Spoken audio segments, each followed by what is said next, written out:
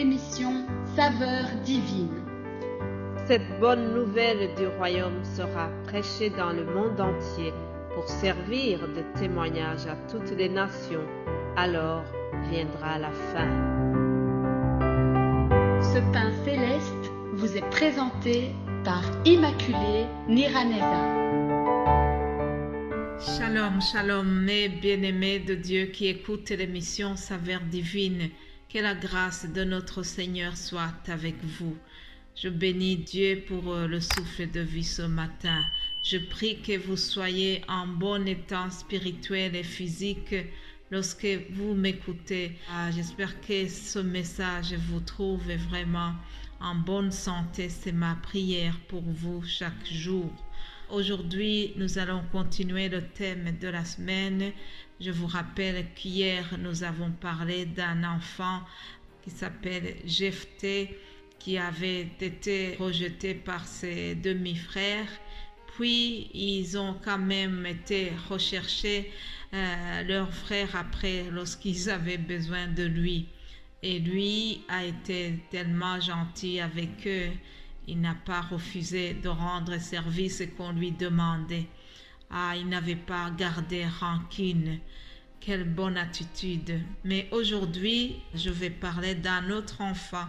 Un enfant qui a eu vraiment un miracle double, on va dire.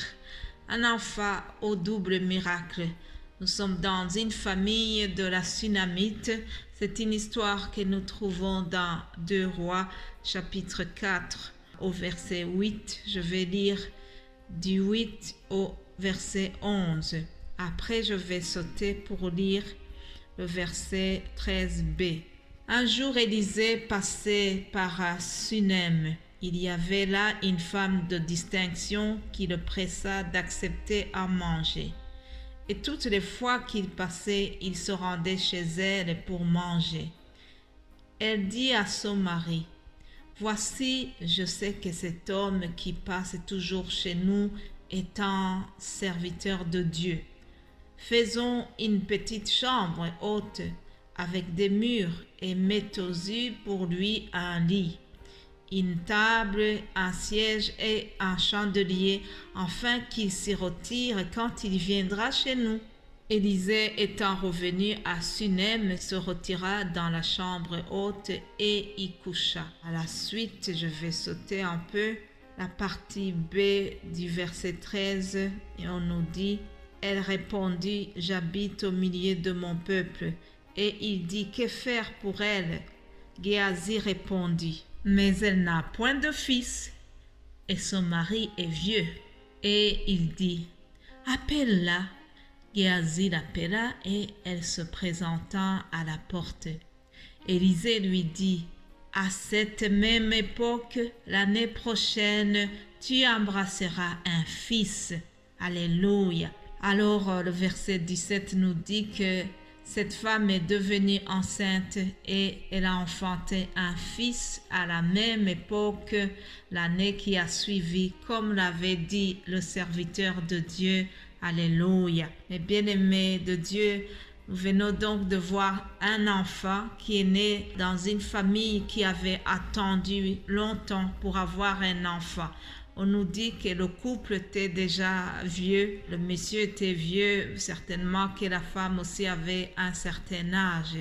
Mais ce que nous devons retenir aussi, c'est que ce couple a été remarquable dans l'hospitalité, surtout la femme. La femme a observé le serviteur de Dieu, Élisée, qui passait souvent par là. Elle a proposé à son mari qu'ils aménagent une chambre dans leur maison pour accueillir régulièrement le serviteur de Dieu, Élisée, et Géasi, son serviteur. Alors, le monsieur a accepté et donc, ils ont aménagé dans leur maison une chambre exprès pour Élisée et son serviteur Géasi. Il faut noter qu'à l'époque, les grands prophètes comme Élisée, Élie, ils avaient toujours des personnes qui les accompagnent et on les appelait leurs serviteurs. Donc, Élisée avait comme Géasi qui était, on va dire, comme son domestique en fait.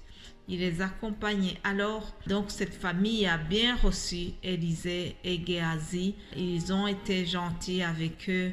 Ils ont rendu vraiment des bons services. Et puis à un moment, Élisée voulait être reconnaissant. Il voulait faire quelque chose qui va vraiment marquer cette famille. Il a posé la question à son domestique ou son serviteur Géasi, mais ces gens-là qui nous ont gentiment accueillis, que pouvons-nous faire? Aussi, il s'est adressé même à la dame en question.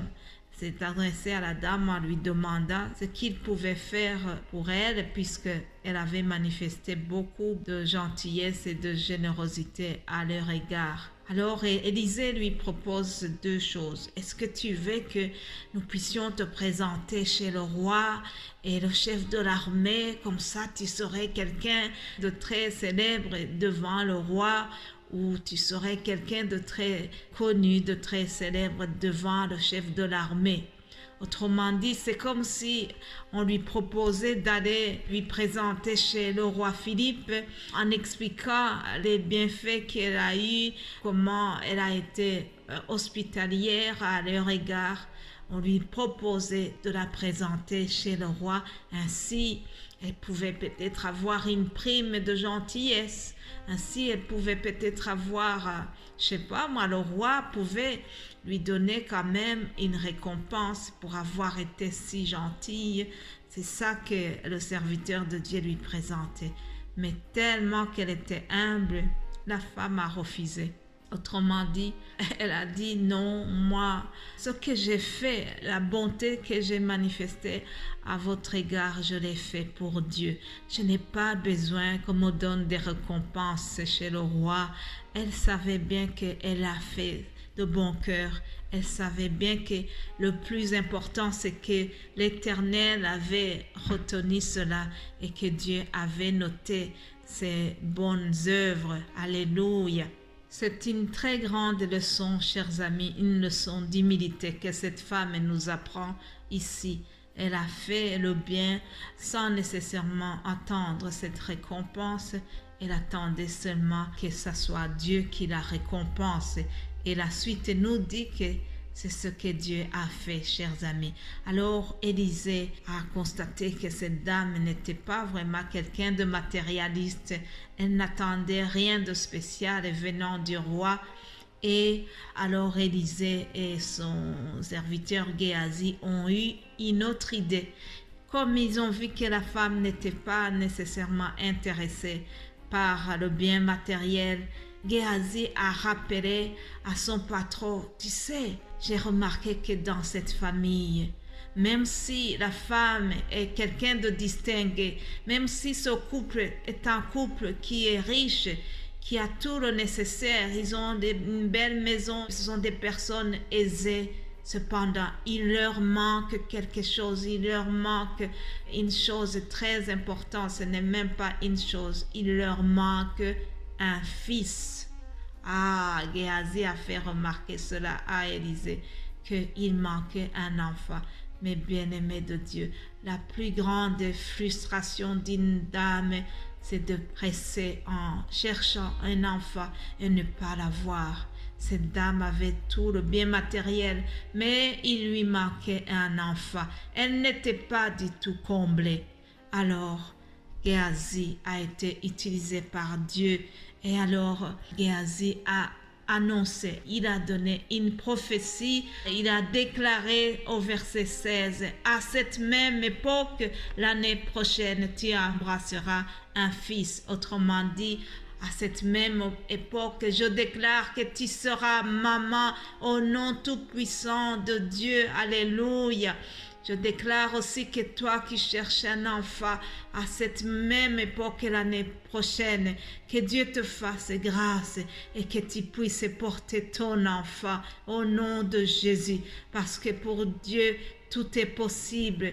Nous croyons en un Dieu qui est le Dieu de l'impossible. Je prie qu'à cette même époque, que Dieu te fasse cette faveur, que Dieu te fasse du bien, que l'année prochaine, que tu puisses aussi devenir maman au nom puissant de Jésus-Christ.